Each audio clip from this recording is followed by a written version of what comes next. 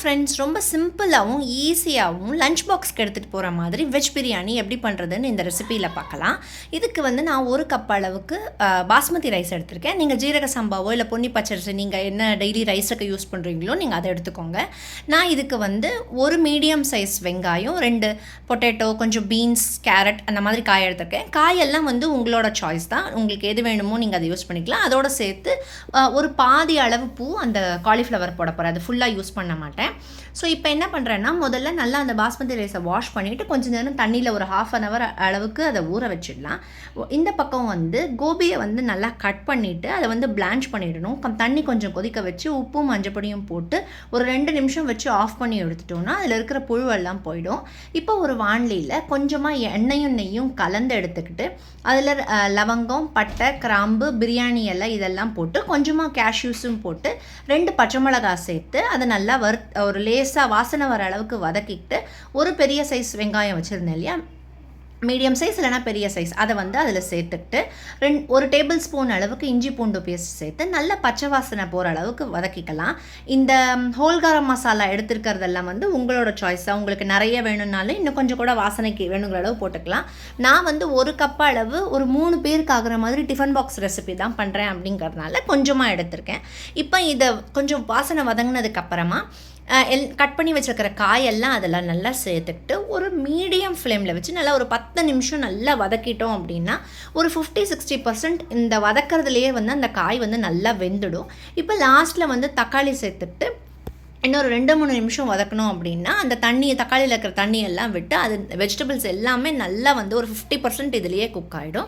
இப்போ இதில் வந்து ஒரு 1/2 ஸ்பூன் மஞ்சப்பொடி, தேவையான அளவு உப்பு, ரெட் சில்லி பவுடர், தனியா பொடி, ஒரு 1/4 ஸ்பூன் அளவுக்கு கரம் மசாலா சேர்த்துருக்கேன். நான் ஹோல் கரம் மசாலா ஏற்கனவே சேர்த்ததுனால நிறைய கரம் மசாலா சேர்க்கலை. ஆனால் இந்த மசாலா, உப்பு, காரம் எல்லாமே அவங்கவுங்களோட குவான்டிட்டிக்கும் டேஸ்ட்டுக்கும் தகுந்த மாதிரி அட்ஜஸ்ட் பண்ணி நீங்கள் மாற்றிக்கோங்க. இப்போ இதெல்லாத்தையும் நல்லா மிக்ஸ் பண்ணதுக்கப்புறமா குக்கர் நம்ம ஊற வச்சிருக்கிற அரிசியை தண்ணியெல்லாம் வடிச்சிட்டு இதில் வந்து நான் சேர்த்துக்கிறேன். நீங்கள் கொஞ்சம் நிறைய குவான்டிட்டி பண்ணுறீங்கன்னா லேயராகவும் போடலாம். முதல்ல கொஞ்சம் காய், நடுவில் அரிசி, மறுபடியும் காய், அந்த மாதிரி லேயராக போடலாம். ஆனால் நான் கொஞ்சமாக தான் பண்ணுறேங்கிறதுனால கீழே ஃபஸ்ட்டு ஃபுல்லாக அரிசி போட்டுட்டு மேலே இந்த காயெல்லாம் கம்ப்ளீட்டாக சேர்த்துக்கிறேன். சேர்த்துட்டு புதினா வந்து நான் 1 கட்டு எடுத்திருக்கேன். அதில் வந்து கொஞ்சமாக ஒரு 2-3 ஒரு கைப்பிடின்னு வச்சுக்கோங்களேன், கைப்பிடி அளவு புதினா சேர்த்துட்டு 1 கப் அரிசிக்கு 2 கப் அளவு தண்ணி சேர்த்து ஒரு மீடியம் ஃப்ளேமில் 2 விசில் வச்சா போதும். ஏன்னா ஏற்கனவே வெஜிடபிள்ஸ் எல்லாம் நம்ம வதக்கிட்டோம் அப்படிங்கிறதுனால அரிசிக்கு மட்டும் தண்ணி ஊற்றினா போதும். 2 விசில் வச்சு ஆஃப் பண்ணி ப்ரெஷரெல்லாம் தானே விட்டுடுறேன்.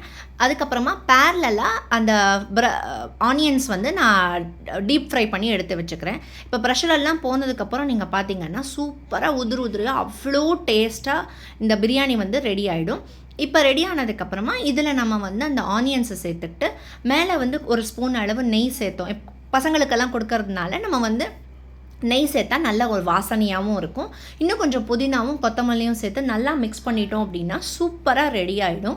இது ஆக்சுவலாக ரொம்ப ஈஸியான மெத்தட், தம் ஸ்டைல் கிடையாது. ஸோ ஒரு ஒர்க்கிங் டே அன்றைக்கி நீங்கள் பசங்களுக்கோ இல்லை ஆஃபீஸ்க்கோ பிரியாணி எடுத்துகிட்டு போனோம் அப்படின்னா இந்த மெத்தட் நீங்கள் ட்ரை பண்ணலாம். கரெக்டாக வந்து ஒரு 30 மினிட்ஸ்லேயே முடிஞ்சிடும். கண்டிப்பாக இந்த மாதிரி வந்து ட்ரை பண்ணி பாருங்கள். காயெல்லாம் அவங்கவுங்க சாய்ஸ் தான். நீங்கள் வந்து உப்பு, காரம் வந்து உங்களுக்கு பிடிச்ச மாதிரி நீங்கள் வந்து சேஞ்ச் பண்ணிக்கலாம்.